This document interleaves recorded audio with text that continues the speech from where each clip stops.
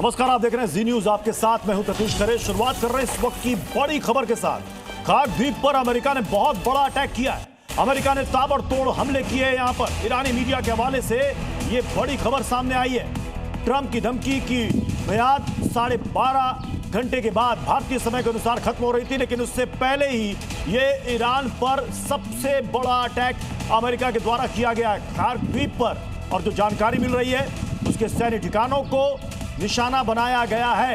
हालांकि आपको बता दें कि खाक द्वीप ईरान के लिए सबसे इंपॉर्टेंट है, क्योंकि यहीं से लगभग 90% कच्चे तेल का निर्यात ईरान की तरफ से किया जाता है और इसे ईरान की स्पाइन, बैकबोन, एक रीढ़ मानी जाती है अर्थव्यवस्था के लिए। और अगर वहां पर अमेरिका ने इतने बड़े हमले को अंजाम दिया है तो जाहिर सी बात है कि यहां पर तबाही भी बड़ी होगी। ये देखिए, खाक द्वीप पर अमेरिका के ताजा हमले के दौरान की ये तस्वीर है। हालांकि इससे पहले भी मार्च में खाक द्वीप पर इजराइल और अमेरिकी हमले हो चुके हैं, लेकिन जब ट्रंप ने कहा था कि मंगलवार रात 8 बजे, यानी कि अमेरिका के समय के मुताबिक 8 बजे उसकी मियाद खत्म हो रही थी, और उसके बाद उन्होंने साफ साफ कहा था कि पुल को उड़ा देंगे, पावर प्लांट को उड़ा देंगे। लेकिन इस बीच देखिए, मियाद खत्म भी नहीं हुई और उससे पहले अमेरिका ने यह बड़ा हमला बोल दिया है खाक द्वीप पर। एक और बड़ी खबर आ रही है, पूरे ईरान पर यूएस इजराइल के हमले शुरू हो गए। ईरान के इंफ्रास्ट्रक्चर टारगेट पर है। रेलवे इंफ्रास्ट्रक्चर को निशाना बनाया जा रहा है। ईरान के अलग अलग हिस्सों में एयर स्ट्राइक की जा रही है। काशान, मियाने में रेलवे इंफ्रास्ट्रक्चर पर अटैक किया गया। कराच के B1 ब्रिज पर भी, ये देखिए, ब्रिज पर भी हमला किया गया है। यानी कि जो बात अमेरिका की तरफ से कही जा रही थी कि ईरान को तबाह कर देंगे, पाषाण युग में ले आएंगे, मियाद दी गई थी, अल्टीमेटम दी गई थी, लेकिन उस अल्टीमेटम से पहले ही देखिए ये बड़ा अटैक हो चुका है ईरान में। ईरान के अलग अलग हिस्सों में एयर स्ट्राइक के बाद तबाही की तस्वीरें सामने आ रही है। दो तस्वीरें इस वक्त आप देख रहे हैं। एक तरफ खाक द्वीप पर अमेरिकी अटैक और दूसरी तरफ अमेरिका और इजराइल के हमले ईरान के अलग अलग जगहों पर। यानी कि ईरान के जितने बुनियादी ढांचे हैं उनको नुकसान पहुंचाया जा रहा है, जिसमें ब्रिज शामिल है, जिसमें रेलवे इंफ्रास्ट्रक्चर इसमें शामिल है। हालांकि इस अटैक को देखते हुए, चाहे वो इजराइल हो या फिर ईरान हो, उन्होंने अपने नागरिकों से अपील की थी कि कोई भी इस दौरान उसका इस्तेमाल ना करे।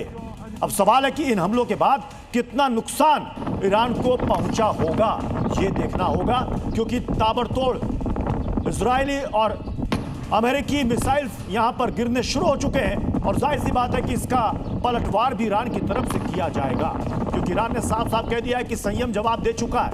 और अब इसके लिए अमेरिका और इजराइल दोनों तैयार रहे। एक तरफ ट्रंप की धमकी कि ईरान को सरेंडर करना होगा, तो ईरान ने कहा कि पहले ट्रंप सरेंडर करें, तब फिर बात आगे बढ़ेगी। हमारे साथ विदेश मामलों के जानकार रविंदर सचदेवा सर हमारे साथ जुड़ चुके हैं और सुशील सिंघल सर, पूर्व डिप्लोमेट, हमारे साथ जुड़ चुके हैं। सुशील सिंघल सर, अभी तो 12.5 घंटे का भारतीय समय के अनुसार वक्त बाकी था, लेकिन उससे पहले ये सरप्राइज अटैक। प्रत्युष जी, ये बड़ा इंटरेस्टिंग है कि प्रेसिडेंट ट्रंप ने, आई थिंक, जो अभी तक किया है ईरान में, वो हमेशा डेडलाइन देते हैं और उससे पहले उस पर अमल कर लेते हैं। तो मेरे ख्याल से ये जो अटैक अभी हो रहा है, इसके मेरे हिसाब से 2 उद्देश्य लगते हैं उनके। एक तो ये है कि वो ईरान को दिखाना चाहते हैं कि वो इस बार वो डेडलाइन जो दिए है उन्होंने, उसके मामले में बहुत ज्यादा सीरियस है। तो ये शायद उनको, ये कोर्सिव डिप्लोमेसी में अपने, ये लग रहा है उनको कि ईरान जो है इस बार झुक जाएगा और उनकी जो शर्तें हैं उनको ज्यादा सीरियसली लेगा। जो उन्होंने कहा है कि भाई सीज फायर करो और अमेरिकन शर्तों पे करो। तो उस अभी तक अमेरिका जिस तरह, ईरान जिस तरह से उनका एक तरीके से खिल्ली उड़ा रहा है, उनकी कहते हैं कि धमकी देते रहते हैं, और आज भी कुछ महमे हुए थे उनकी तरफ, इशू हुए थे उनकी तरफ से।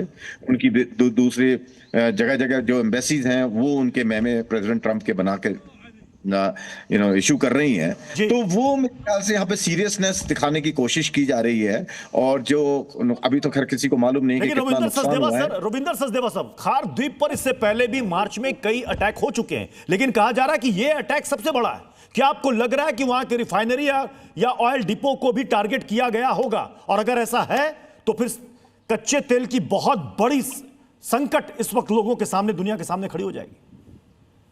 जी हाँ, बिल्कुल। और उसके अलावा एक और चीज है, इसलिए मैं खार्ग को लेकर के मैं थोड़ा डाउटफुल था कि ये लोग खार्क पर फुल फ्लेज अटैक नहीं करेंगे और जगह चेक करेंगे। और उसका मेरा रीजन ये है कि ईरान का जो भी तेल है वो सारा का सारा केवल खर्ग आइलैंड से निकलता है 90%, राइट। अगर यहां पर अटैक हुआ जैसे अमेरिका ने अभी करा, तो इरानियंस भी काउंटर अटैक करेंगे। तो ऑब्वियसली जैसे आप कह रहे हैं, हमारे मशीन्स हैं, पंप्स हैं, मोटर्स हैं, बड़े बड़े स्टोरेज टैंक्स हैं, टर्मिनल्स हैं, क्रेन्स हैं, कन्वेयर बेल्ट्स हैं, वहां पर गिरेगा तो डैमेज होगा। और अगर इसका डैमेज हो गया, दैट मीन्स कि अगले कुछ वर्षों तक जी बिल्कुल बिल्कुल सर। देखिए लगातार जिस हिसाब से वहां पर लगातार स्ट्राइक्स हो रहे हैं, खबरें भी उसी तरीके से आ रही हैं। करज रेल लाइन पर भी स्ट्राइक की गई है, करज रेलवे लाइन पर बमबारी की गई है। अमेरिका के हमले से वहां पर भारी नुकसान पहुंचा है। तो एक तरफ जब अमेरिका ने कहा था कि हम आपके ब्रिज को उड़ा देंगे, हम आपके पावर प्लांट को उड़ा देंगे, यानी कि बुनियादी ढांचों पर अटैक करने की धमकी अमेरिका की तरफ से दी गई थी। और यह देखिए वो धमकी अब हकीकत में तब्दील होती भी नजर आ रही है। हमारे साथ retired colonel Mayank Chaubey sir भी हमारे साथ जुड़ चुके हैं और वरिष्ठ पत्रकार अनंत विजय सर भी हमारे साथ जुड़ चुके हैं। चौबे सर, क्या आपको इस वक्त समझ में आ रहा है क्यों इंतजार नहीं किया अमेरिका ने, या फिर यह पहले से सब कुछ प्री प्लान था कि अल्टीमेटम दो, ईरान उसके लिए तैयारी करेगा लेकिन उससे पहले ही अटैक कर दो?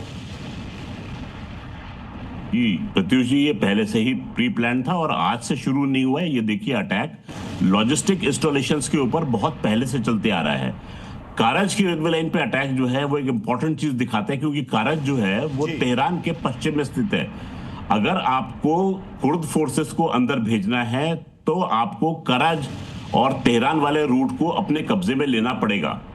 तो आपको ध्यान होगा कि आज से करीब 20 दिन पहले करज की ऑयल डिपो पर अटैक किया गया था। करज में जो ऑयल डिपो है वो लॉजिस्टिक सप्लाई करता है ईरानियन आर्मी को। ईरानियन आर्मी वो जो कि बॉर्डर्स की रखवाली करती है। तो इस तरीके से एक एक करके लॉजिस्टिक इंस्टॉलेशंस को टारगेट किया जा रहा है, जो कि ईरान की संप्रभुता की रक्षा करती है जी। तो ये अटैक जो है ये लॉजिस्टिक नोड के ऊपर है, जिससे कि उनकी अगर लॉजिस्टिक नोड के ऊपर है, अगर ये सप्लाई चेन बाधित हो जाती है, फिर ईरानियन आर्मी क्या करेगी? ईरानियन आर्मी पंगु हो गई ना। अब देखिए, पहले आपने उनकी रिफाइनरी को मारा जहां पर उनका ऑयल का भंडार था पूरा। अब आपने रेलवे लाइन को बाधित कर दिया, यानी रेलवे लाइन अब रसद जो है वो उस बॉर्डर तक जा ही नहीं सकती। पहले आपने टारगेट किया रोड के लिंक्स को, आपने पुल उड़ाए, फिर आपने वहां की ऑयल की रिफाइनरी को, ऑयल के डिपो को उड़ाया, अब आपने वहां की रेलवे लाइन पे अटैक कर दिया। और यकीन मानिए इस समय इजरायली फोर्सेस तैयार हो रही है। बहुत ही डराने वाली खबर भी है सुशील सिंघल सर, क्योंकि ईरान ने एक लिस्ट बकायदा जारी की थी कि मिडिल ईस्ट में कहां कहां उसके पुल निशाने पर हैं। इसके बाद आपको लगता है कि ईरान अब शांत बैठेगा? देखिए दूसरी बात यह है कि ईरान जो अभी तक जो हमने देखा है पिछले 1.5 महीने के अंदर, कि जब एक हमला होता है उसके बदले वो 4 हमले करते हैं। और ईरान को, जैसा कि उन्होंने लिस्ट ऑलरेडी उन्होंने जारी की हुई है, और जिस तरह से उनको नुकसान हुआ है इस जॉइंट अटैक में, रेलवे लाइन के बारे में हम बात कर रहे हैं, पावर स्टेशन की भी शायद बात चल रही है, और ट्रेन्स के ऊपर भी अटैक हुआ है, apart from this oil installation, और शायद ऑयल इंस्टॉलेशन पर अटैक हुआ भी, कंफर्मेशन तो इसके बारे में नहीं है। तो मेरे को लगता है कि ईरान इसको पूरी तरह से रिटेलिएट करेगा, और वो जो गल्फ कंट्रीज में और इवन इजराइल में जो इंफ्रास्ट्रक्चर है, जो अभी तक उन्होंने अटैक प्रॉपर्ली नहीं किया था, मेरे ख्याल से वो उन पर अटैक करेगा, और वो पावर प्लांट और ये सब इस तरह की जो एसेंशियल चीजें हैं, अब उस पर वो अटैक शुरू कर देगा। और मेरे को अब लग रहा है कि ये जो है लड़ाई अब जो है और ज्यादा भड़कने वाली है। बिल्कुल, और तो इस बात का भी है कि अब तक मिडिल ईस्ट सिर्फ ये कह रहे थे कि ये अटैक्स बंद होने चाहिए। अगर उनके कंट्रीज में अगर पुलों को उड़ाया गया तो शायद अब मजबूरन उनको भी इस युद्ध में आगे आना पड़ेगा, यानी कि जंग का दायरा ये बहुत बड़ा फैलने वाला है। लेकिन इस बीच दर्शकों को यह भी जानना जरूरी है, बड़ी खबर आ रही है ईरान की बहुत बड़ी धमकी। इन हमलों के बाद अमेरिका इजराइल को यह धमकी मिली है ईरान की तरफ से, और धमकी क्या है देखिए, युद्ध का नया चरण शुरू। ये बड़ी बात IRGC की तरफ से कह दी गई है, पिछली बार से 2 गुने हमले करेंगे, यानी कि ईरान की तरफ से अब तक जितने भी अटैक्स इजराइल में किए गए हैं, यहां पर मिडिल ईस्ट में अमेरिकी सैन्य बेस को ठिकाना निशाना बनाया गया, उनके ठिकानों को तबाह किया गया है। युद्ध का नया चरण और हमले और ज्यादा होंगे और दोगुने हमले होंगे, यानी कि इस दो लाइन में बहुत बड़ी बात छिपी है। अगर ईरान ये धमकी दे रहा है रविंद्र सचदेवा सर, तो इजराइल के तेल अवीव की बात मैं बाद में करूंगा, लेकिन क्या मिडिल ईस्ट के तमाम वो पुल को वो 1 से 2 दिन के भीतर वो टारगेट करेगा या कुछ घंटों में? नहीं, टारगेट करेगा, पर सक्सीड कितना होगा उसमें प्रश्न है, पर कुछ ना कुछ तो सक्सीड करेगा। ठीक है ना, जहां भी हो रहा है कुछ ना कुछ सक्सीड कर पा रहा है, तो कुछ ब्रिज को कर लेगा। डिपेंड करता है कौन से कितने स्ट्रेटेजिक एसेट को ये कितना डैमेज करता है। एंड इसके चलते हुए जो इन गल्फ देशों का फ्यूचर दिखता है, वो दिखता है कि जैसे आज की तारीख में बेरूत हो गया ना। बेरूत एक जमाने में पेरिस ऑफ द ईस्ट कहलाता था, कितना सुंदर शहर था 1970 से पहले, refined art and everything, fashion, technology जो भी। तो पर आज के बेरूत का हाल देखिए। तो इनका अनफॉर्चुनेट फ्यूचर ऐसा ना हो जाए दुबई अबू धाबी का कि जैसे बेरूत है, खंडर टाइप या बिजनेस डिविजन्स रही, खतरा रहा। देखिए ईरान में अगर इस सरकार ने हाथ खड़े भी कर दिए, एक पोर्शन या पूरी सरकार बोले ठीक है हम हार गए, हम मान गए, सारी शर्तें मान जाएंगे। लेकिन सर इस वक्त जो बड़ी खबर है उसमें सबसे ज्यादा डराने वाली खबर है खार्ग आइलैंड पर अटैक। और अगर ये अटैक ऑयल डिपो पर और रिफाइनरी पर हुआ है तो कितना बड़ा असर पड़ेगा ये भी जानना समझना जरूरी है। और खार्ग द्वीप ईरान के लिए क्या मायने रखता है वो भी हम आपको समझाते हैं ग्राफिक के जरिए। जल्दी से लाइएगा ग्राफिक कि खार्ग द्वीप इतना इंपॉर्टेंट क्यों है। ऋषि लाइए जल्दी से। 5 लाख बैरल तेल का रोजाना यहां पर उत्पादन होता है ईरान में, और इसे बैकबोन कहा जाता है ईरान की इकोनॉमी का। यहीं से लगभग 90% कच्चे तेल का निर्यात होता है, यहां से संचालित होता है, इसी जगह से खार्ग द्वीप पर, जहां पर अमेरिका ने सबसे बड़ा अटैक किया। 26 किलोमीटर दूरी है ईरान के मेनलैंड से, और 483 किलोमीटर दूरी है हॉर्मुज स्ट्रेट से, जिसको लेकर सबसे बड़ा विवाद, कंट्रोवर्सी, जंग उसी के लिए।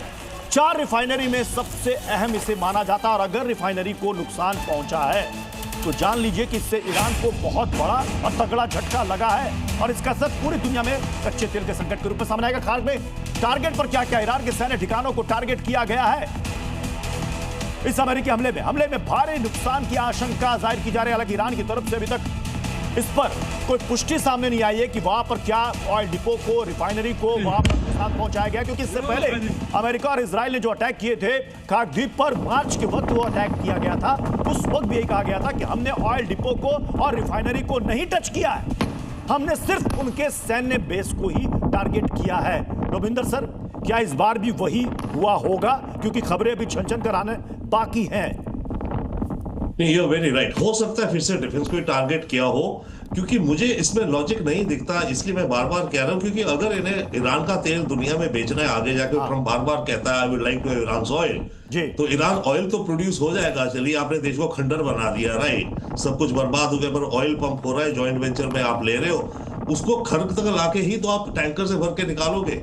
अगर इस जंग में खर्ग बर्बाद हो गया तो अमेरिका तेहरान के चाहे प्रोडक्शन के जो ड्रिलिंग वेल्स है उनको ओन भी कर ले, ईरान के अंदर सारी उनका मालिक भी बन जाए, पर उसको बाहर ला करके एक्सपोर्ट कैसे करेगा दूसरे देशों को? तो मेरे को सबसे बड़ा स्ट्रेटेजिक फैक्टर ये देखता है, इसलिए नहीं होना चाहिए। बट अगर कर रहे हैं देन इट मींस कि इन्होंने मतलब गिव अप कर दिया। पूरा एक बात और यहां पर समझना चाहूंगा मयंक चौबे सर, ईरान को यह पता था कि आज नहीं तो कल उनके ऑयल डिपो और रिफाइनरी को टारगेट किया जा सकता है, तो क्या उन्होंने इसके लिए कोई अल्टरनेटिव या विकल्प भी तैयार रखा था? क्योंकि बैकबोन उनकी इकोनॉमी की है। मयंक चौबे सर, मैं आपके पास आऊंगा, लेकिन उससे पहले एक बड़ी खबर आ रही है। आईआरजीसी का जवाबी कार्रवाई का ऐलान, फतेह से मिसाइल हम दागेंगे, फतेह मिसाइल से बड़े बड़े हमले हम करेंगे, खैबर मिसाइल से भी हमला होगा। यानी कि अब इस जंग में खैबर, फतेह, यानी कि जितने भी ईरान के मिसाइल्स हैं लंबी दूरी वाले और घातक मिसाइल, इन सबको अब इस जंग में झोंका जाएगा। जो अमेरिका कह रहा था कि हमने ईरान की पूरी सैन्य क्षमता को खत्म कर दिया है, और वो ईरान अब कह रहा है कि हम अब निकालेंगे फतेह और खैबर, और उसके बाद इसका जवाब दिया जाएगा। यानी कि सुशील सिंघल सर, जो ट्रंप अमेरिकी प्रेसिडेंट ने कहा था कि हमने उनकी सैन्य क्षमता को बिल्कुल खत्म कर दिया, तहस नहस कर दिया, तो ये खैबर, फतेह और खुर्रम शहर, ये सारे कहां से आ जाएंगे?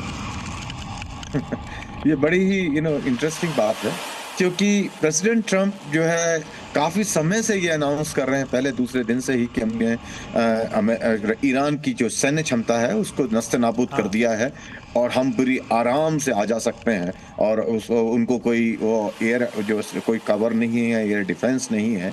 लेकिन हमने खबरों में भी देखा कि क्या हुआ है, उनके हवाई जहाजों पर उनके हमले हुए हैं, वहाँ का कई जहाज उनके गिर भी गए हैं ईरान में। तो क्लियरली दिखाता है कि जो प्रेसिडेंट ट्रंप क्लेम कर रहे थे वो उस वास्तविकता से काफी हद तक परे था, और ईरान की जो क्षमता है मिसाइल या ड्रोन की रिड्यूस हुई है, लेकिन खत्म नहीं हुई है। ये बहुत साफ साफ सब दुनिया में सबको दिख रहा है। और वो जिस तरह से ईरान अपने अटैकों का अंजाम दे रहा है, उनके निशाने पे पहुंचा रहा है, तो उनको न केवल उनके पास क्षमता बची है, बल्कि उनके पास में एप्रोप्रिएट इंटेलिजेंस भी अवेलेबल है। तो इसलिए वो टारगेट्स में जो उनके जो सक्सेस रेट है वो काफी हाई है। और जहां तक बिल्कुल इन्होंने जंग में एक बात तो साफ हो गई, जिसको बहुत हल्के में अमेरिका ले रहा था, वो कितना भारी पड़ा है और कितनी तगड़ी चोट अमेरिका को पहुंचाई है, ये एक्सपोज हो चुका है सुपर पावर। इस बीच एक बड़ी खबर आ रही है तुर्की के इस्तांबुल से। इस्तांबुल में इजरायली कॉन्सुलेट को टारगेट किया गया है। कॉन्सुलेट के बाहर वहां पर गोलीबारी हुई है। पुलिस ने 3 हमलावरों को वहां पर ढेर कर दिया। ये हमलावर कौन थे ये अभी तक साफ नहीं हो पाया, लेकिन तुर्की के इस्तांबुल में इजरायली कॉन्सुलेट के बाहर ये गोलीबारी की घटना, एक तरफ जहां पर मिडिल ईस्ट में जंग चल रही है और इस बीच इजरायली कॉन्सुलेट के बाहर ये अटैक होना, उसे इस जंग से भी जोड़कर देखा जा रहा है। रविंदर सचदेवा सर, तुर्की नेटो का मेंबर, अभी तक जंग से बाहर, लेकिन अगर अभी साफ नहीं हो पाया हमलावर कौन है, अगर इसके पीछे ईरान का हाथ हो तो शायद अब ये तुर्की का इन्वॉल्वमेंट डायरेक्टली भी हो सकता है। इस बीच एक और बड़ी खबर सामने आ रही है। उत्तरी इराक में हमले हुए हैं, एक साथ कई धमाके यहां पर सुने गए। सुलेमानिया इलाका धमाके से दहल गया है। इराक में, उत्तरी इराक में ये अटैक्स यहां पर हुए हैं, एक साथ कई धमाके सुने गए। देखिए, एक साथ कई धमाके की आवाज।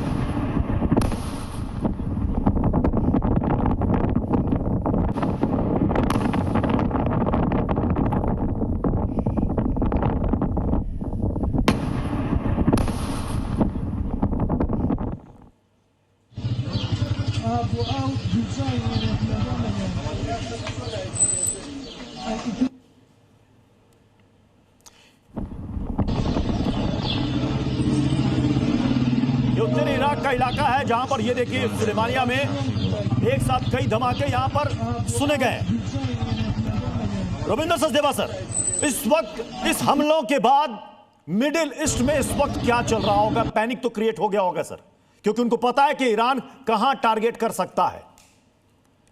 डेफिनेटली यस, पैनिक हो गया होगा, हाई स्टेट ऑफ रेडीनेस हो गई होगी। गल्फ, जैसे ईरान ने यहाँ इनकी कुछ रेलवे लाइन्स भी बंद कर दी हैं क्योंकि पैसेंजर्स को खतरा हो सकता है। इसी तरह से हो सकता है आप देखेंगे कि जीसीसी कंट्रीज में कुछ ये सर्विसेज को बोले। इनफैक्ट बहरीन में जैसे बैंक ऑफ बहरीन 2 दिन के लिए बंद कर दिया गया है, ऑलरेडी वो कल से बंद चल रहा है, राइट। तो इस तरह की लोकेशन जहाँ पे लोग इकट्ठे होते हैं उनको चाहे शायद थोड़ा कम करा जाएगा वर्किंग में। रेडीनेस पूरी डिफेंस की होगी, एयर डिफेंस सिस्टम्स की होगी, अटैक, बहुत सारे सिनेरियो प्लान कर रखे होंगे कि ईरान क्या क्या कर सकता है। इनको अच्छा खासा आइडिया है सर। अमेरिका एंड इजराइल मिलके, I mean they are dominating completely, right. ठीक है, हिट्स ले रहे हैं कुछ, बट उधर ईरान के लिए है कि ईरान जितना सर्वाइव करता जाए और जितनी कुछ अच्छी अच्छी हिट्स मारता जाए उतनी ज्यादा उसकी वो दिखाता है। इनफैक्ट ये भी दिखाता है कि आप देखिए किस हिसाब से वो लोग अपने लीडर्स की असैसिनेशन को ले रहे हैं। से खास मेहमान जुड़ गए हैं, गयूर मौलाई जी हैं, रिसर्च स्कॉलर हैं हमारे साथ। गयूर मौलाई जी, ईरान में खार्किव के बारे में आपको क्या जानकारी मिल रही है? क्या वहां पर ऑयल डिपो को या रिफाइनरी को भी नुकसान पहुंचाया गया क्या इन हमलों में? सबसे पहले आपका शुक्रिया और अपने तमाम सीनियर पैनलिस्ट की खिदमत में आदाब। जय हिंद। देखिए, ईरान पर लगातार हमले जारी हैं और अमेरिका और इस्राइल की तरफ से लगातार ईरान के नागरिक सुविधा केंद्रों को निशाना बनाया जाता रहा है, पेट्रोल सुविधाओं को भी निशाना बनाया जाता रहा है और अब हमलों का दायरा बढ़ाते हुए बाकायदा पुलों को निशाना बनाना शुरू कर दिया गया है अमेरिका की तरफ से। और जब अमेरिकी राष्ट्रपति से ये सवाल भी किया गया कि क्या आप नागरिक सुविधा केंद्रों को जो निशाना बना रहे हैं, आपको जिनेवा कन्वेंशन या दूसरे अंतरराष्ट्रीय कानूनों का कोई पासो लिहाज है या नहीं, तो ट्रंप ने बेसाख्ता यही कहा कि मैं किसी कानून की कोई फिक्र नहीं करता हूं। जंग इस वक्त एक खतरनाक मरहले में दाखिल हो रही है और ये दुनिया के लिए, पूरी दुनिया के लिए यकीनन एक नैतिक संकट का भी समय है।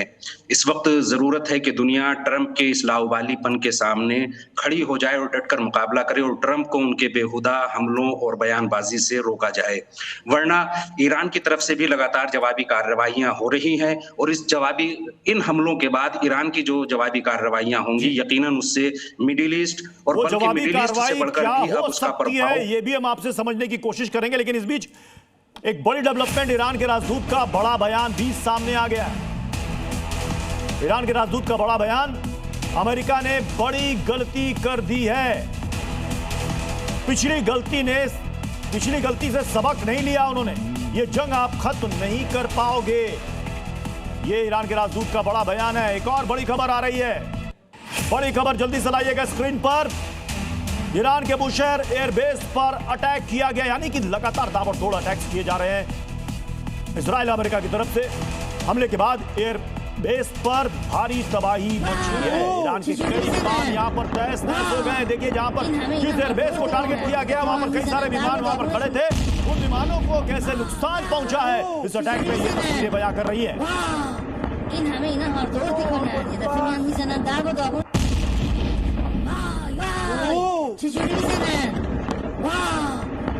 यानी कि ईरान में पुलों को नुकसान पहुंचाया जा रहा है, रेलवे ब्रिज को नुकसान पहुंचाया जा रहा है, रेलवे इंफ्रास्ट्रक्चर को नुकसान पहुंचाया जा रहा है, एयरबेस को नुकसान पहुंचाया जा रहा है। खार्क द्वीप पर अटैक किया गया, जहां पर सैन्य ठिकानों को टारगेट किया गया है। एक और बड़ी खबर सामने आ रही है, ईरान में लोगों को आईडीएफ की तरफ से चेतावनी जारी की गई है, ट्रेन से सफर ना करें ईरानी लोग, स्टेशन से भी दूर रहें, आपकी जान को खतरा है, ट्रेन से सफर ना करें। ये आईडीएफ कह रहा है बार बार। ईरान में लोगों से आईडीएफ ये कह रहा है, चेतावनी जारी कर रहा है, क्योंकि उसे पता है कि वो टारगेट कहां करने वाला है। इससे आम नागरिकों की जान ना जाए, इसलिए आईडीएफ की तरफ से ईरान के लोगों से कहा जा रहा है ट्रेन से सफर ना करें। अब सवाल यहां पर यह है, तुषार सिंघल सर, आप अटैक्स भी कर रहे हैं और लोगों से कह भी रहे हैं कि आप ना निकलो, लेकिन खबरें यह भी आ रही है कि वहां पर ईरानी सरकार ने, ईरानी सत्ता जो इस वक्त है, उन्होंने कहा है वहां पर ह्यूमन शील्ड बना दो और चारों तरफ से वहां पर इकट्ठा हो जाओ और देखिए कैसे अटैक करते हैं। ये बिल्कुल ये तो एक पुरानी टैक्टिक है जिसमें ह्यूमन शील्ड का इस्तेमाल किया जाता है अपनी सुरक्षा, जो बहुत ज़रूरी जगह होती हैं जिस पर आप एयर डिफेंस आप नहीं कर पाते हैं। तो एक तो ये इससे इंडिकेशन ये आ रही है कि ईरान की गवर्नमेंट ये रियलाइज़ कर रही है कि वो अपनी पूरी तरह से सुरक्षा, जो उनकी जगह है, उनके लिए आवश्यक जगह है, उनकी सुरक्षा नहीं कर सकती, तो अब वो ह्यूमन शील्ड का सहारा ले रहे हैं। मेरे ख्याल से एक लास्ट डेस्परेट अटेम्प्ट होता है सुरक्षा अपनी। जब हम चर्चा कर रहे हैं, एक और बड़ी खबर आ रही है ईरान के तबरेज से। ईरान के तबरेज में रेल ब्रिज तबाह हो गया है। ये बड़ी खबर, ईरान के तबरेज से बड़ी खबर है। यहां पर रेलवे पुल को निशाना बनाया गया है अमेरिकी अटैक में। आपको वो तस्वीरें भी हम आपको दिखाते हैं। ये देखिए, ये वो रेलवे ब्रिज है जिसे नुकसान पहुंचा है, ईरान का तबरेज रेलवे ब्रिज। ये देखिए, ये इसे टारगेट किया गया और ये जमीन पर ये आपको ये टूटा हुआ हिस्सा आपको नजर आ रहा होगा, ये रेलवे ब्रिज था तबरेज। यानी कि यहां से गाड़ियां, रेलवे यहां से इसी पुल के जरिए पटरियों से दौड़ा करती थी और इसे टारगेट किया गया। जो बात बार बार डोनाल्ड ट्रंप की तरफ से कहा जा रहा था कि हम आपके पुलों को नुकसान पहुंचाएंगे, हम आपके पावर प्लांट को नुकसान पहुंचाएंगे, वो तबाही अब शुरू हो चुकी है। उसके लिए उन्होंने अपने अल्टीमेटम का बार बार वो सोशल मीडिया में लिख रहे थे 8 PM, ट्यूसडे 8 PM, उसका भी इंतजार उन्होंने नहीं किया। मयंक चौबे सर, अब सवाल यह है कि वो इंतजार की घड़ी तो खैर अभी 12 घंटे दूर है, उससे पहले अटैक शुरू हो गए। ईरान भी तो पलटवार करेगा और शायद मुझे लगता है कि कुछ घंटों के भीतर यह खबर आ सकती है। प्रत्युष, मैं आपके दर्शकों से यह आग्रह करूंगा कि वो कृपया अपनी एटलस खोलें और ईरान और इराक का मैप निकालें। आपने बात की सुलेमानिया की, तो उसमें प्लॉट करना शुरू करें। इरबिल, सुलेमानिया, तबरेज और तेहरान, आपको पूरी एक लाइन दिखाई देगी। ये पूरा इलाका जो है वो कुर्द इलाका है। ये तो जैसा कि मुझे खतरा था कि इस समय जो भी ग्राउंड ऑफेंसिव होगा वो होगा कुर्द की तरफ से, और ये मुझे वो सब एक्टिविटी वहां पर नजर आ रही है। नंबर 2, इस समय IRGC के मुकाबले के लिए एक इमॉर्टल गार्ड्स के नाम से संस्था है जो कि रेज की गई है ईरान के शाह द्वारा। उनको आर्म किया गया था जनवरी के महीने से। इस समय वो लोग वेट कर रहे हैं सिग्नल का, जैसे ही सिग्नल मिलता है दे विल ब्रेक ओपन और वो ग्राउंड ऑफेंसिव अंडरटेक करेंगे ईरान में। आपको ध्यान होगा एक ट्रम्प साहब ने एक स्टेटमेंट दिया था कि लोग वेट करें, हम आ रहे हैं शुरू होने से पहले, लड़ाई शुरू होने से पहले। तो इस समय तैयारी जो है वो इस बात की चल रही है कि कुर्द लड़ाके। जी गयूर जी हमारे साथ जुड़े हुए हैं ईरान से। गयूर जी, क्या ईरान अभी भी संयम से काम लेगा? वो रेलवे पुलों को या ब्रिजेस को मिडिल ईस्ट में टारगेट नहीं करेगा, या वो कर रहा है या करने वाला है? देखिए, ईरान की तरफ से जवाबी कार्रवाई जरूर की जाएगी और जवाबी कार्रवाई शुरू भी हो गई। मैं आपको बता दूं, ईरानी सेना की तरफ से अभी जो बयान दिया गया है उसमें ईरानी सेना ने कहा है कि हमने डेमोना के नजदीक इसराइल में पेट्रोकेमिकल सुविधाओं को निशाना बनाया है और वहां पावर प्लांट को भी निशाना बनाया गया है। दूसरी तरफ खुद जबल अली यानी UAE में अमेरिकी नेवी के ठिकानों को ईरान ने निशाना बनाया है। दूसरी तरफ कुवैत में भी अमेरिकी एयरबेस को अहमद अल जाबिर को निशाना बनाया गया है।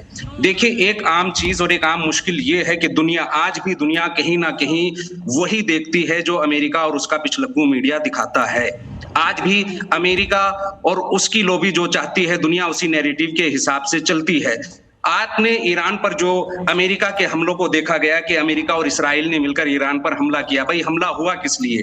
पहला सवाल यही होना चाहिए था कि एक देश जहां लोकतांत्रिक सरकार है, अपना सिस्टम है और जनता अपनी सरकार के साथ मजबूती से खड़ी हुई है, और इतनी मजबूती से खड़ी हुई है, अभी मीडिया ये तमाम मनाजिर ईरान के देख रहा होगा।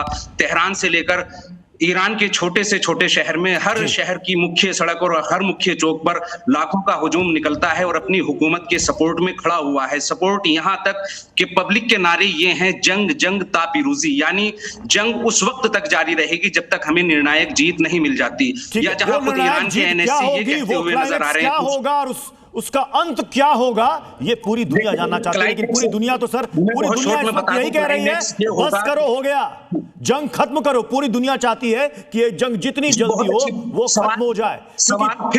ऊर्जा संकट से पूरी दुनिया को इस वक्त जूझना पड़ रहा है। इस बीच एक बड़ी खबर आ रही है, ईरान के राजदूत ने एक बड़ी धमकी दी है। दक्षिण अफ्रीका में ईरानी राजदूत की धमकी सामने आई है, आग से मत खेलो, ये कहा है उन्होंने, आग से मत खेलो।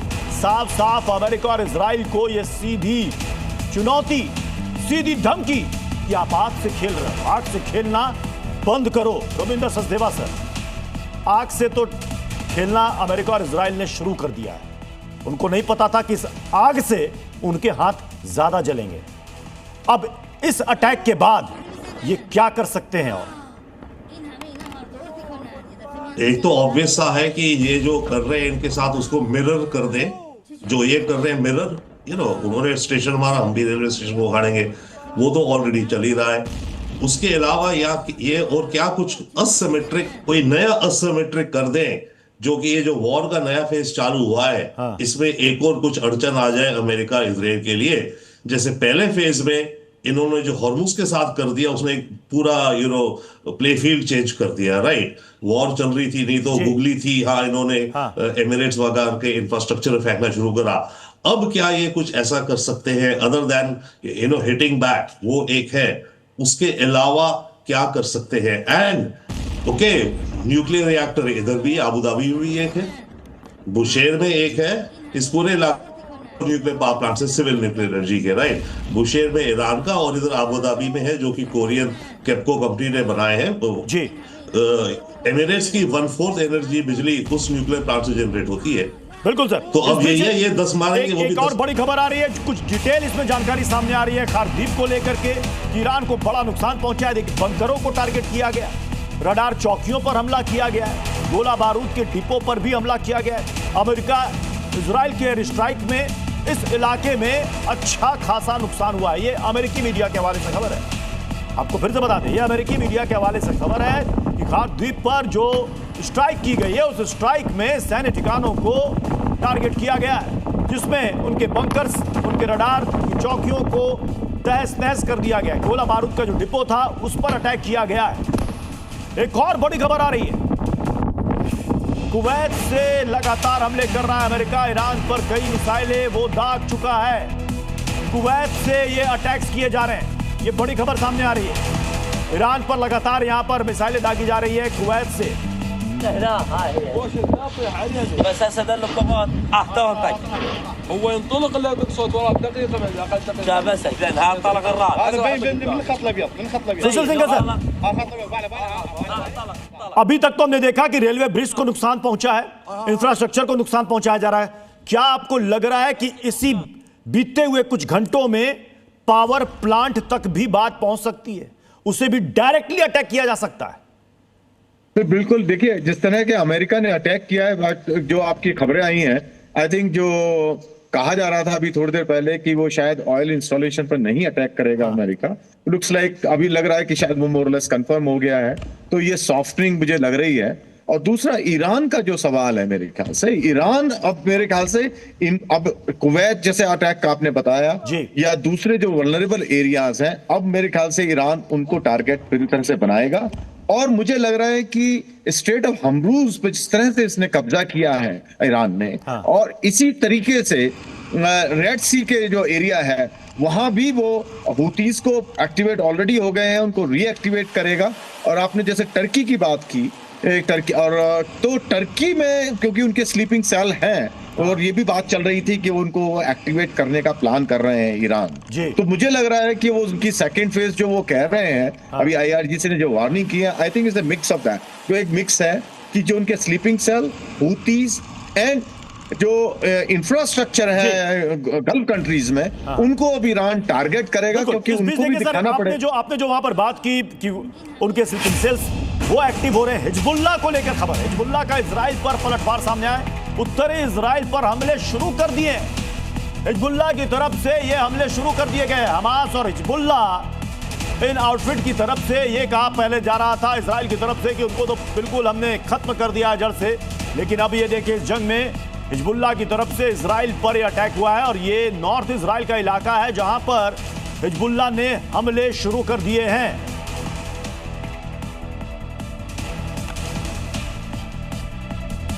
हमारे साथ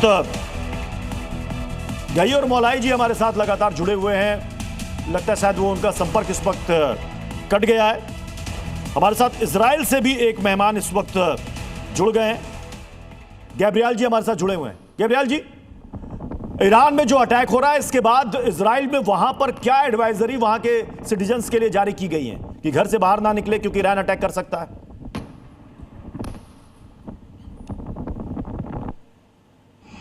आपकी आवाज अनम्यूट कर दें सर, अनम्यूट कर दें।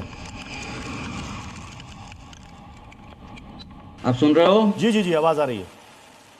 चलो नमस्कार सबको, हमारे जो पैनलिस्ट है और जो भारतीय हमको सुन रहे हैं, इजराइल से शलोम और नमस्कार। इजराइल में जो हो रहा है वो for the last 2 and 3 months 7 अक्टूबर से वही चल रहा है जो चल रहा है यहाँ। पहले हम 7 मोर्चों पे लड़ रहे थे, आज 3 मोर्चों पे लड़ रहे हैं। ईरान, लेबनान और हूती यमन में। लेबनान के साथ जो जंग है, हमें इतना पता है कि उनकी ताकत, जब तक ईरान में ताकत है उनके अंदर वही ताकत रहेगी। तो ईरान सबसे पहले, जब आप कह सकते हो, मैं इजरायली के हैसियत से मैं कह सकता हूँ कि जो सांप का जो सर है जिसको कुचलना है हमें, वो ईरान में है। अगर वो कुचलेंगे तो उसके जो दांत है, उसका जो जहर है जो फैला हुआ है हमास, हिजबुल्लाह और हूती में, वो सब कुचला जाएगा। तो हम पहले चीज यहाँ इजराइल में ऐसा कुछ ये नहीं हो रहा है जैसा आप लोग बता रहे हो इंडिया में। हाँ, जैसा आप कह सकते हो ईरानियंस ने हमारे घर का शीशा तोड़ा है, मगर घर का शीशा टूटने से घर नहीं जलता। हमारा घर जला था 7 अक्टूबर पे, तब से हम अपने आप को संभाल रहे हैं। और हमारे घर की तरफ जो नुकसान होने वाला था वो हम दुश्मन के मतलब घर में आप ये कह रहे हैं कि इसराइल को कुछ खास नुकसान नहीं हुआ। तेल अवीव में जितने अटैक्स हो रहे हैं, तेल अवीव में सर जितने अटैक्स हो रहे हैं, केवल घर के शीशे टूट रहे हैं। घर के शीशे टूटना एक मेटाफोर से मैं जैसा कह रहा हूं जी। हमारे लिए एक बाल भी, जिसका इजरायली का बाल भी अगर उसको डेंजर है तो हमारे लिए ये अच्छा नहीं है। लेकिन हम सब झेलने के लिए कबूल है।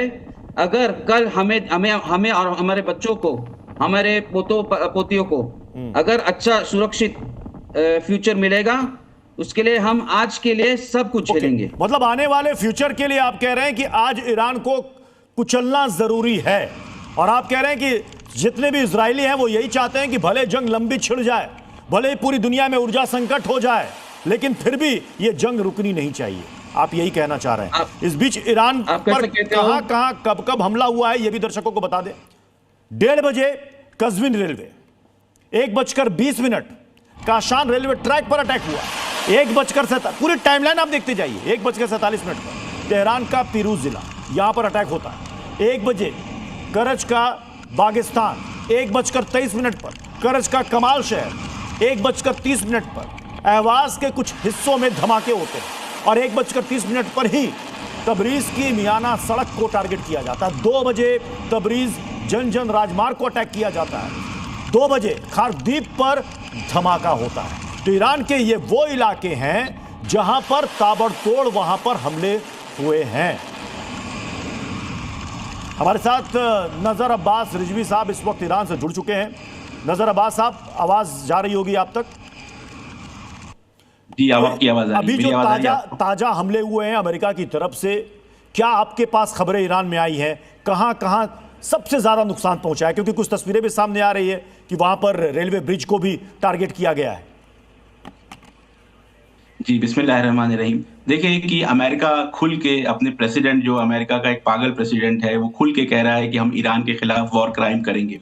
पहले भी वॉर क्राइम करते रहे हैं, स्कूल्स पे, हॉस्पिटल्स के ऊपर, यूनिवर्सिटीज के ऊपर अटैक्स करते रहे हैं। शुरुआत में 170 बच्चियों को मारा उन्होंने, उसका कत्ल किया, और पिछले 3 हफ्तों से जिस तरह से उन्होंने एक के बाद एक ट्वीट्स किए हैं और दुनिया को परेशान करके रखा है, उससे वाज़ेह हो गया है कि वो सेलिब्रेट कर रहे हैं वॉर क्राइम। तो इतिहास में ये दर्ज होना चाहिए कि सबसे ज्यादा पावरफुल मिलिट्री का जो मुल्क है, उसका प्रेसिडेंट खुल के कह रहा है कि हम एक मुल्क के सिविलियन इंफ्रास्ट्रक्चर को नीस्तो नाबूद कर देंगे, और दुनिया का कोई भी मुल्क इसके खिलाफ आवाज नहीं उठा रहा है। ये इतिहास में, ये तारीख में लिखना जाना चाहिए। यूनाइटेड नेशन से कोई आवाज नहीं आ रही है, सिक्योरिटी काउंसिल की कोई बैठक नहीं हो रही है। ये बात दर्ज हो जाए इतिहास में। इसके बाद अब जब रिटेलिएशन करेगा ईरान, जब रिटेलिएशन में वो इजराइल पे अटैक करेगा और वेस्ट एशिया के मुख्तलिफ अमेरिकन इंटरेस्ट पे रिटेलिएशन होगा और अटैक होगा, तो दुनिया जो है वो चीख पुकार करना शुरू करेगी कि जो है वो सिविलियन टारगेट ईरान की तरफ से जो पलटवार होगा, रिजवी साहब, ये अभी ईरान की तरफ से जो पलटवार होगा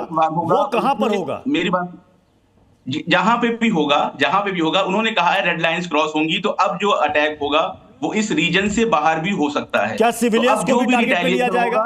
क्या सिविलियंस को भी अटैक किया जाएगा? मुझे नहीं मालूम, मैं स्ट्रेटेजिक एनालिस्ट नहीं हूं। मैं यहाँ की न्यूज जो आ रहा है मैं आपको बता रहा हूं। उन्होंने कहा है कि अब जहां पे भी अटैक होगा उसकी जिम्मेदारी यूनाइटेड स्टेट्स की, ट्रम्प की, इजराइल की और नेतन्याहू की होगी। कोई भी दुनिया का मुल्क नैतिकता का पाठ ना पढ़ाए ईरान को आने के बाद कि यहाँ पे अटैक कर दिया, वहां पे अटैक कर दिया, गैस महंगी हो गई, तेल महंगा हो गया, हॉर्मुज बंद कर दिया, बाबल मंदिर बंद कर दिया। दुनिया को अधिकार नहीं है कि ईरान को नैतिकता का पाठ पढ़ाए, क्योंकि पूरी तरीके से वॉर क्राइम्स की वो खुलेआम धमकी दी है ट्रंप ने। किसी भी मुल्क ने, किसी भी दुनिया के मुल्क ने, यूनाइटेड नेशन ने कहीं से भी आवाज नहीं उठी है कि ये गलत हो रहा है। ट्रंप को रोकने की कोई कोशिश नहीं की गई है, दुनिया तमाशा देख रही है। एक ही बात, रिटेलिएशन की बात मैं करूं, इससे पहले भी जो धमकियां दी हैं ईरान के ऊपर, चाहे वो तेल के रिफाइनरी पे अटैक हो, चाहे वो गैस की रिफाइनरी पे अटैक हो, हर जगह पे ईरान ने बराबर का मुंह तोड़ जवाब दिया है। रिजवी साहब, आप बेहतर बता पाएंगे, क्योंकि कई खबरें इस तरह की भी आ रही हैं कि ईरान अकेले नहीं लड़ रहा है, उनके पीछे दो और भी कंट्रीज है जो खुलकर सामने नहीं आ रही है, चीन और रूस। क्या उसका भी सपोर्ट है?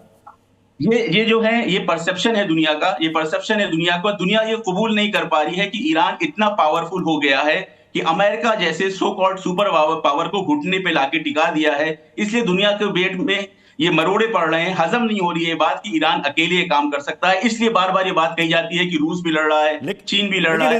रिजवी साहब, हमारे साथ इजराइल से भी गैब्रियल जी जुड़े हुए हैं। गैब्रियल जी कह रहे हैं कि इजराइल में ईरान के हमले वैसे ही हैं जैसे कि घर के शीशे टूट जाना। वो कह रहे हैं मामूली अटैक कर रहा है, ईरान खत्म हो गया है। इसीलिए सेंसरशिप की हुई है कि कोई अगर वीडियो बना लेता है तो 5 साल की कैद हो जाती है। आप तेहरान आइए, आप कुम आइए, वीडियो बनाइए, जितना नुकसान हुआ है उसकी वीडियो बना के ले जा सकते हैं, मैं आपको भेज सकता हूं। गैब्रियल साहब से भी कहें कि तेल अवीव की सड़कों पर टहलें और 1 घंटे की, आधे घंटे की क्लिप बनाएं जहां जहां पे अटैक हुआ है। ये अंदर चले जाएंगे, जेल में चले जाएंगे, इनका बाहर आना मुश्किल हो जाएगा। दूसरी बात यह है कि जितनी मिसाइल्स यहां से जा रही हैं, 99th वेव अभी इन्होंने मारी है इजराइल के ऊपर। तेल अवीव, हैफा की रिफाइनरी बर्बाद कर दी है। वेस्ट एशिया की जितने भी स्ट्रेटेजिक वेस्टर्न इंटरेस्ट है उन पे हमला हो रहा है और आगे भी ये हमला होता रहेगा। जंग इस तरफ जा रही है कि अमेरिका का नुकसान इतना ज्यादा इस जंग में होने वाला है, वेस्ट एशिया के बेसिस खाली होने वाले हैं। तो ये मीडिया के जरिए से खबर बनाई जा रही है कि ईरान का बहुत नुकसान हो गया। मैं फिर आपके पास तुरंत आ रहा हूं, लौट कर मैं आपके पास आ रहा हूं। लेकिन अमेरिका का खार्क पर जो अटैक हुआ है, इसे क्यों कहा जा रहा है कि ईरान की लाइफलाइन है? तेल निर्यात का यह बड़ा केंद्र है। 90% तेल यहीं से निर्यात होता है, एक्सपोर्ट होता है। स्ट्रेट ऑफ हॉर्मुज के बेहद करीब है। खार्क के सैन्य ठिकानों पर अटैक किया गया, जो जानकारियां सामने आ रही हैं। ये जो मेरे पीछे आप इस वक्त देख रहे हैं, ये देखिए, ये बताया जा रहा है कि ये खार्क आइलैंड है और यहां से जो कच्चा तेल है वो यहां से 90% यहीं से एक्सपोर्ट होता है। और इसे कहा जाता है कि यह ईरान की रीढ़ है वहां की अर्थव्यवस्था की, क्योंकि यहीं से सारे जाते हैं। और यह स्ट्रेट ऑफ हॉर्मुज से बेहद करीब है। स्ट्रेट ऑफ हॉर्मुज जहां पर कई जहाज फंसे हुए हैं, ईरान का यहां पर कब्जा है। ईरान की अगर हरी झंडी मिलती है तभी यहां से जहाज गुजरेगा, वरना नहीं गुजरेगा। अब ट्रंप कहते हैं कि अब मसला स्ट्रेट ऑफ हॉर्मुज का रहा ही नहीं, हमें सिर्फ वहां से तेल चाहिए था और अब ईरान घुटने टेक दे, नहीं तो तबाही के लिए तैयार रहे। रिजवी साहब, अभी आप कह रहे हैं कि आपके पास इतनी जानकारी है कि वहां पर अटैक हुआ है, लेकिन सवाल है कि कितना नुकसान, क्योंकि ट्रंप ने कहा कि हम आपके पावर प्लांट को खत्म कर देंगे, हम आपके सारे ब्रिज को खत्म कर देंगे, स्टोन एज में ले जाएंगे। जी, पहले तो मैं आपको ये बता दूं, आपने कहा खार्क आइलैंड स्ट्रेट ऑफ हॉर्मुज से नजदीक है। मेरे ख्याल से आपसे नजदीक से मुराद है 400 किलोमीटर नजदीक, अगर आप समझते हैं तो स्ट्रेट ऑफ हॉर्मुज से जो खार्क आइलैंड है वो नॉर्थ में है, 380-400 किलोमीटर दूर है। तो मुझे समझ में नहीं आता कि दुनिया के जो ट्रम्प के एक्सपर्ट्स हैं उनको क्या राय दे रहे हैं कि अगर वो खार्क आइलैंड पे हमला कर भी लेंगे तो उससे क्या हासिल होगा, वो अलग की बात है। दूसरी बात कि कितना नुकसान हुआ है, देखिए नुकसान जंग में होता है, जंग हो रही है और एक ऐसे खूंखार दुश्मन से जंग हो रही है कि जिसके लिए मानवता, नैतिकता, मोरालिटी कुछ नहीं है। गाजा के अंदर उसने लाखों लोगों को मारा है, तो सिविलियन टारगेट्स पे तो अटैक करेंगे और एक करते आ रहे हैं। पहले दिन से इन्होंने सिविलियन टारगेट पे अटैक किया है और इजराइल ने जिस तरह से सिविलियन टारगेट पे अटैक किया है, कहना चाह रहे हैं आपसे रिजवी जी, इजराइल से हमारे साथ जुड़े हुए हैं, कुछ कहना चाह रहे हैं आपसे वो। हाँ, थैंक यू। मैं रिजवी साहब से कहना चाहता हूं, इससे पहले 7 अक्टूबर पे जो हुआ था वो मानवता के खिलाफ था या नहीं? 7 अक्टूबर को जो हुआ वो एक लिबरेशन मूवमेंट था, आजादी के लिए। हमास ने इजराइल के ऊपर अटैक किया। इजराइल जिसने 1948 से फिलिस्तीनियों की जमीन पे कब्जा किया हुआ है, उसका एक लिबरेशन मूवमेंट था। और उसके बाद जो इजराइल ने किया, लाखों लोगों की जान ली, 40,000 बच्चों का खून बहाया, पूरे गाजा को बर्बाद किया। अगर आप उसको खुश हैं, उसको वॉर क्राइम नहीं मानते हैं, तो फिर आपसे मुझे बात करने की कोई जरूरत नहीं है, ये बिल्कुल क्लियर है। उसके बाद इजराइल ने जिस तरीके से पूरे रीजन के अंदर ये स्टेबिलिटी खराब कर रखी है, पीस खत्म कर रखी है, फिलिस्तीनियों को मारा, लेबनान के ऊपर हमला किया और जिस तरह से ईरान के ऊपर हमला हो रहा है, तो ये आमादा रहे इजराइल की इसी तरीके से रिटेलिएशन में उसके ऊपर बैलिस्टिक मिसाइल पड़ेंगी कि आप बहुत नजदीक से देख रहे होंगे। आगे भी आपको मिसाइल्स पड़ती रहेंगी और ये तब तक जंग चलेगी जब तक यूएस की बेसेस यहां से नहीं निकलेंगी। और जिस दिन यूएस की फोर्सेस यहां से निकल गई, उस दिन फिलिस्तीन रिजवी साहब एक सेकंड रुकना चाहूंगा। गैब्रियल साहब, दोनों को रखिएगा साथ में, स्क्रीन पर एक साथ रखिएगा दोनों को। गैब्रियल साहब, आपने कहा कि अक्टूबर में जो किया था हमास ने वो मानवता के लिए आप क्या मानते हैं? इन्होंने कहा कि वो क्रांति थी, वो एक लिबरेशन था। तो मैं कहना चाहता हूं, हिस्ट्री में तो हम कितना भी चाहिए वापस जा सकते हैं, मगर अगर ये क्रांति थी तो इतना समझ लो रिजवी साहब, आप भी और हम दोनों, इजराइल और ईरान अरब लोग के साथ रहते हैं और अरब लोग के पास एक कहावत है, अगर मेरी माँ के आंसू अपने बच्चे के लिए बहने से अच्छा तेरी माँ के आंसू अपने बच्चे पे निकले तो अच्छा है। तो हम अब अगर हमारे बच्चों पे आ बनी है तो हम कुछ भी करेंगे, फिर हम देखेंगे नहीं। अगर 7 तारीख अक्टूबर को हमारे बच्चों, बूढ़े और बेटियों को अगर जिसने हाथ लगाया उसको चुन चुन कर हम मारेंगे, चुन चुन कर।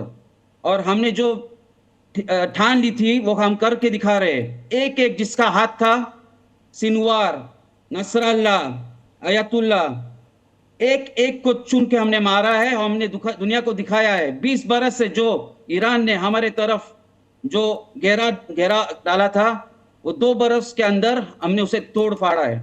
और अगर हमारे बच्चों पे बन पड़ेगी तो हम कुछ भी करेंगे। और 7 तारीख को जो नुकसान हमने उठाया है उसके बाद जो भी नुकसान हम पे होगा हम सह लेंगे। मैं रिजवी साहब आपसे इस पर जवाब लूंगा, लेकिन इस बीच एक बड़ी खबर है। ताजा हमलों पर अमेरिका का बयान भी सामने आ गया। ईरानी सैन्य ठिकानों पर हमले जारी रहेंगे। एक साथ कई ठिकानों को टारगेट किया है हमने, यह अमेरिका की तरफ से बयान सामने आ गया ईरान पर ताजा हमलों को लेकर, जिसमें अमेरिका ने कहा ईरानी सैन्य ठिकानों पर हमले जारी रखेंगे। हमारे साथ इस वक्त श्याम कुमार सर, इस वक्त डिफेंस एक्सपर्ट हमारे साथ जुड़ चुके हैं। श्याम कुमार सर, अब इसके बाद जंग का 39वां दिन, कई घंटे बाकी थे, मतलब अभी से मैं अगर जोड़ूं तो लगभग 11.5 घंटे बाकी थे उस मियाद को खत्म होने में। ये तो उससे पहले ही ये तबाही का शुरू हो गया। ये स्ट्रेट ऑफ हॉर्मुज से अलग अब इन्होंने सीधे खाड़ीप पर अटैक कर दिया, कई रेलवे इंफ्रास्ट्रक्चर को इन्होंने नुकसान पहुंचा दिया। नमस्कार, जय हिंद, सन ऑफ वरुणा। नया क्या हुआ है आपके स्टूडियो से तो मैं कई बार कह चुका हूं। आपने खार्ग आइलैंड का बहुत अच्छा मॉडल बनाया था 9 मार्च को, और तब से लगातार मैं कह रहा हूं ये तो होना ही था। जिस D-Day की प्रतीक्षा थी वो हो गई। इसमें कुछ नया दिख नहीं रहा। न मैं ईरान का समर्थक हूं न अमेरिका का समर्थक, लेकिन मुझे मालूम है जब तक स्ट्रेट ऑफ हॉर्मुज, जब तक इस गल्फ का पानी कम नमकीन नहीं होगा, जब तक ये इनगल्फिंग वाटर्स शांत नहीं होंगे, तब तक ये लड़ाई चलती रहेगी।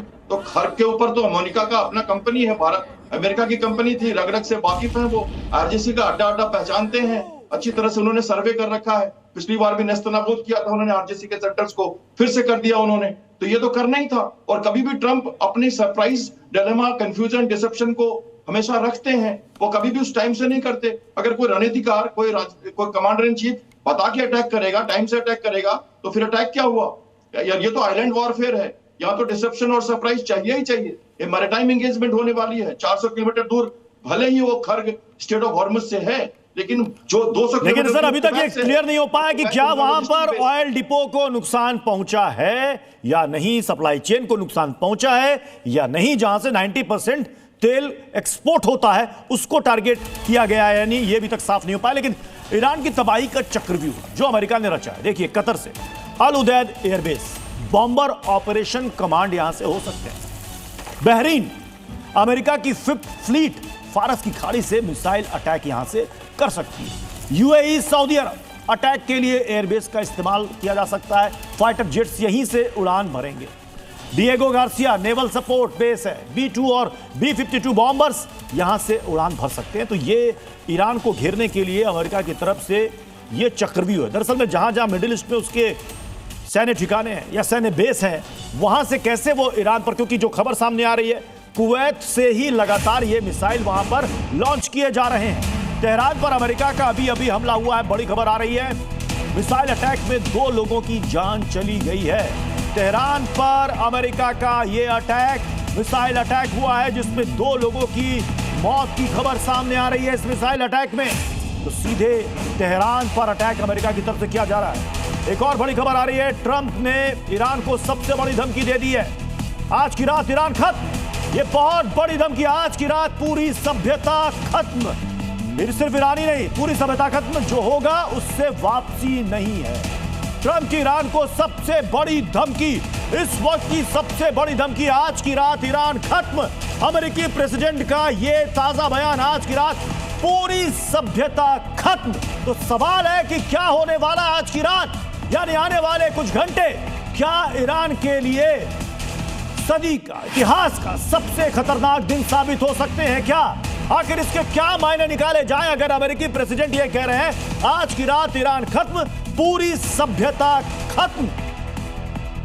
हमारे साथ श्याम सर लगातार जुड़े हुए हैं। यशवंत राज्य हमारे साथ इस वक्त अमेरिका से जुड़ चुके हैं। इसका क्या मतलब निकालें सर? ईरान आज की रात खत्म, पूरी सभ्यता खत्म, तो क्या ईरान को नक्शे से मिटा देगा अमेरिका? धमकी तो प्रेसिडेंट ट्रंप का यही है, बट अभी बातचीत भी चल रही है इनके साथ। और आज जैसे आपने पहले बताया, आज रात का 8 बजे का इनका डेडलाइन है। तब तक अगर ईरान स्ट्रेट ऑफ हॉर्मुज को नहीं खोलता है तो ये जो आप कह रहे हैं, उन्होंने बोला हुआ है कि मैं सारे ब्रिजेस उड़ा दूंगा, सारे इलेक्ट्रिक प्लांट्स उड़ा दूंगा और back to the stone ages कर देंगे। तो धमकी तो यही है, बट वो धमकी के आड़ में बातचीत भी चल रही है। ईरान की तरफ से भी प्रपोजल आया है, इनके तरफ से भी प्रपोजल गया है। अभी तो बातचीत तो चल ही रही है और अभी कुछ घंटे हैं। बहरहाल अभी तक रिपोर्ट आ रहा है। लेकिन श्याम सर, डोनाल्ड ट्रंप की ये धमकी को लोग हल्के में लेने लगे हैं। कभी कुछ कहते हैं, कभी कुछ कहते हैं। ये लोगों को समझ में नहीं आता। कई बार ऐसी धमकी दे चुके हैं, लेकिन ये धमकी ये बड़ी है सर। अगर वो कह रहे हैं कि आज की रात ईरान खत्म, सभ्यता को हम खत्म कर देंगे। मैं आपको फिर से कहूं, मैं किसी का समर्थक तो नहीं, पर युद्ध का आकलन करते हुए मैं सीधा कहना चाहता हूं कि whole civilisation will die tonight, never to be brought back again. ये लाइन डोनाल्ड ट्रंप की, ये देखिए इस पर जो सामने आई है, I don't want that to happen but to probably will. वो नहीं चाहते हैं, लेकिन ऐसा करना पड़ेगा। पूरी सभ्यता खत्म हो जाएगी। डाई टुनाइट, आज की रात, never to be brought back again. दोबारा इसकी वापसी नहीं हो पाएगी। However, now that we have complete and total regime change, we are different, smarter and less radicalized minds prevail. ये इनका ये लेटेस्ट ये आया है पोस्ट, जिसमें वो कह रहे हैं आज की रात 8 बजे की बात उन्होंने कही थी, ट्यूसडे 8 PM। इससे पहले अगर आपने देखा होगा उनका, जिसमें ट्यूसडे 8 PM की बात कर रहे थे, लेकिन उसका भी इंतजार नहीं किया और अटैक शुरू हो गए। और अगर ये अगर कह रहे हैं कि सिविलाइजेशन को आज हम खत्म कर देंगे और इसकी वापसी संभव नहीं हो पाएगी, तो क्या पूरे ईरान को खत्म करने की बात की जा रही है? अब ये ईरान में ट्रंप के टारगेट क्या क्या है देखिए। दमावन पावर प्लांट, ये तेहरान में है, राजधानी में। कैस्पियन सागर में है शाहिद सलीमी प्लांट।